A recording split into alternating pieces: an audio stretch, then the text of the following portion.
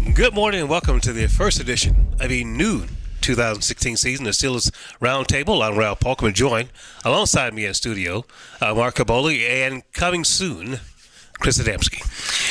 This is obviously the players. Big day. They report today, right? It's a huge day. Huge day. Before training camp, but there's so much. With this team, we knew the last couple of years there's been things that have happened before you even get to training camp. I mean, we are in this situation again, Mark, where the Steelers began the season really with realistic Super Bowl aspirations. It's very There are similar. a lot of folks out there who really believe this football team is as good as. Come on in, Chris. There's a lot of things that this football team. But again, as with I guess a lot of teams, you have this hope that you can win the Super Bowl, but they've been throwing a curveball already. Le'Veon Bell has a suspension. He's going to appeal it. But the bottom line is you have this cloud over James Harrison. You have Martavis Bryant, who won't be around. You have a couple first-round draft picks who you want to try to work into the starting lineup. Maybe you're talking about Artie Burns. This is, there are a lot of questions, but still, Mark, maybe you can explain to me why folks believe this football team has a chance when they enter training camp today, this week, as a Super Bowl contender. All you have to do is read my article in the Trib today, and I lay it out pretty thoroughly. I still think this team is the team to beat, at least in the AFC, barring what happened last year, which was injury after injury after injury at terrible points of the season. If that does not happen, I still believe they have the talent, the most talent in the AFC to go to the Super Bowl and possibly win it. And yet, look, you talk about some of the issues you had last year going into training camp. What was it? Le'Veon Bell suspension, Martavis Bryant suspension, and a suspect secondary. Fast forward 365 days, and what are the stories? Le'Veon Bell suspended, Martavis Bryant suspended, suspect secondary. So it's much of the same, but I don't think those two guys, at least Le'Veon Bell, at least Martavis Bryant, I don't think it's a death sentence, in my opinion, if they do it. I mean, we could talk about Le'Veon Bell and, how stupid he can be, but bottom line is they're a little bit – You can feel a little bit better this year than last year because D'Angelo Williams has done it.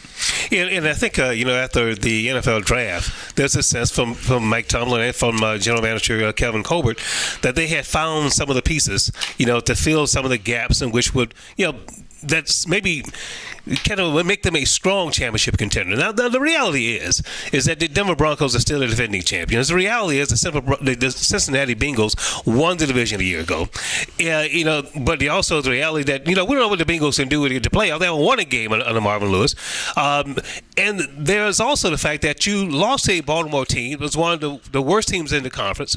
So there's still questions about maybe not this team, but the rest of the AFC, including New England Patriots, are still, those are the teams that really believe they can win the Super Bowl too. But they all have issues as well, and I think their issues that maybe greatly outweigh the Steelers' issues at this point. And if you look at it, Tom Brady missed foreign games is very significant. That could be a difference between the Steelers hypothetically going there for an AFC championship game or a playoff game, or the Patriots coming here. Where would you much rather have one be?